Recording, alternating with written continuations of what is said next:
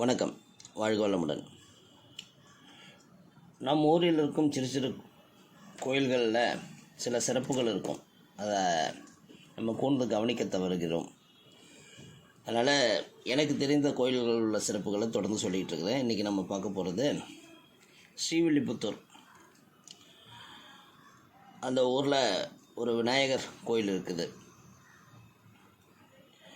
அந்த விநாயகரோட பேர் ரொம்ப வித்தியாசமாக புழுங்கல் வாரி விநாயகர்.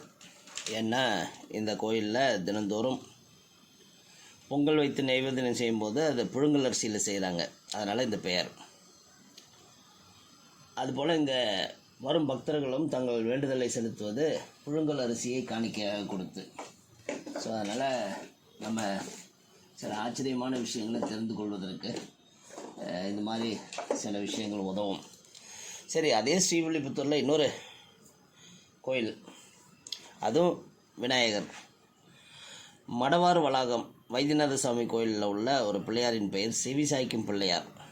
பக்தர்கள் குறைகளை செவிசாய்த்து கேட்பதால், அருள் புரிவதால், செவிசாய்த்தே இருப்பதால் அந்த செவிசாய்க்கும் விநாயகர்னு பேர் வச்சுருக்கிறாங்க. ஸ்ரீவில்லிபுத்தூரில் போகும் போது இதை பார்க்க தவறாதீங்க. இந்த ரெண்டு கோயிலையும். வாழ்க வளமுடன், நலமே சூழ்க.